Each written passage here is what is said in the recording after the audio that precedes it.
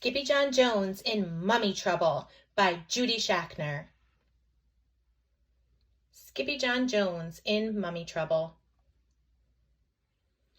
Skippyjon Jones did his very best thinking outside the box. And this twisted his mama's whiskers tighter than a Texas tornado. "Hey you, Mr. McPooh," said Mama Junebug Jones. "Just what do you think you're doing?" McPooh didn't say boo. He was too busy reading. "Hey, little digger, I'm talking to you," said Mama, scooping up her boy. "A pyramid outside the litter box will never, ever do." Then she saw his magazine. "National Geographic," mused Mama. "And The Curse of the Cat Mummy? Why, this will give you nightmares, boy, with an upset tummy, too, plus a puffy tail on the grandest scale. This story is taboo." But Skippyjon Jones was in no mood to listen to his mama, so he skedaddled into his room. For a really good bounce on his big boy bed. He bounced once, he bounced twice, and the third time he bounced, he said, "Oh, I'm Skippyjon Jones, and I do love my mummy, but if I don't bounce, I get knots in my tummy." Then the kitty boy flipped over to the mirror for a look-see. "Holy smokito!" exclaimed Skippyjon Jones. "I know you," he said to the doggy in the mirror.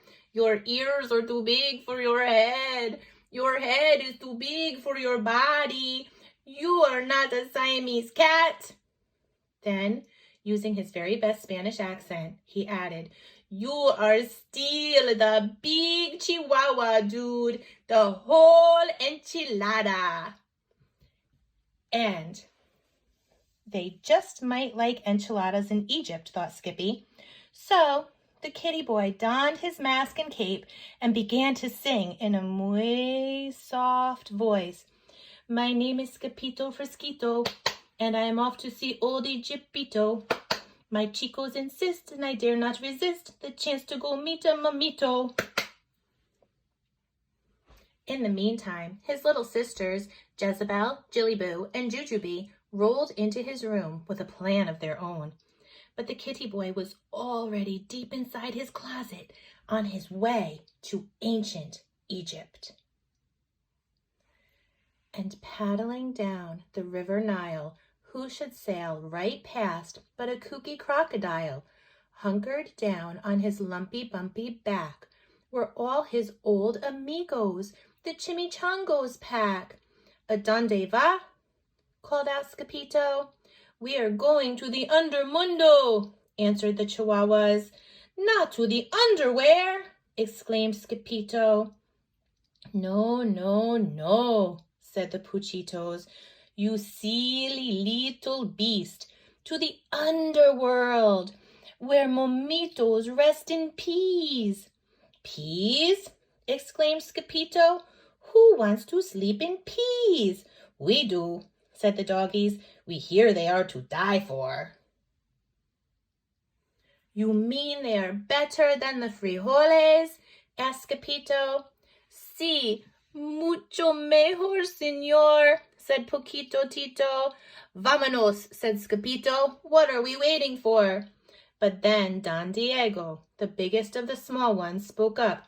"Hold your ponies, Papito. To get to the undermundo, we first have to answer the riddle of the Sphinx."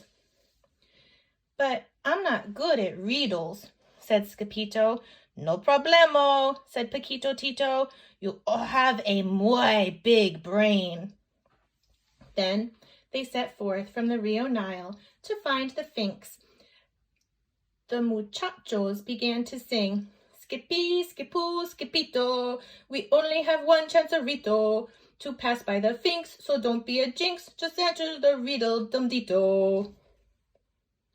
The muchachos arrived at 4 o'clock sharp, but the Sphinx had been waiting forever. Don't let the gato get your tongue, dude, said Don Diego. What cat? Where? asked Skippyjo. That cat there, said the perritos, pointing to the Sphinx.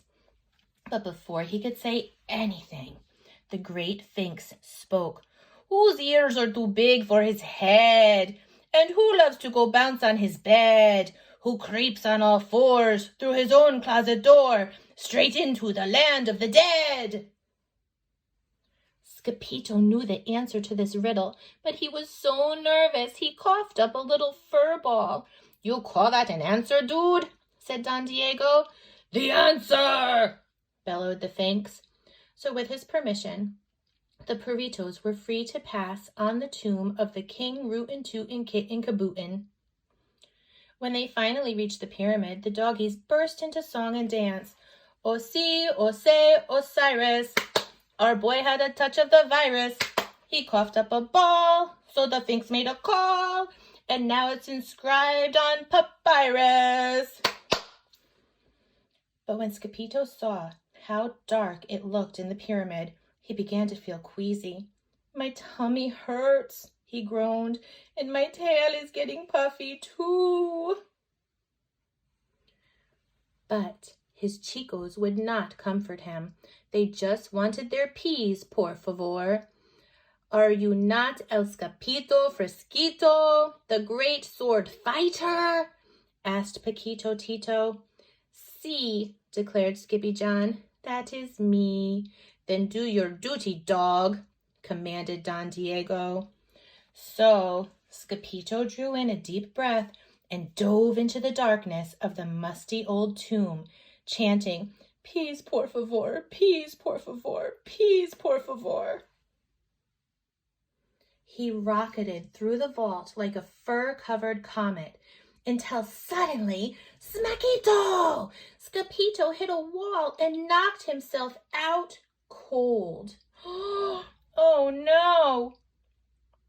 Soon after, 3 goddesses emerged from the shadows to prepare the kitty boy for his journey to the undermundo. First we salt and pepper him, said Ba, the first goddess, and sprinkle him with lucky charms, said Da, the second one. And then we wrap him and roll him and bundle him tight, said Bing, the third goddess, and blow him a kiss and say, nighty-night.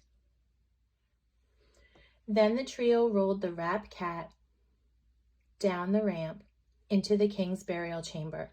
Across the room stood the 4,000-year-old sarcophagus of King Rootin' Tootin' Kitten Kabootin'.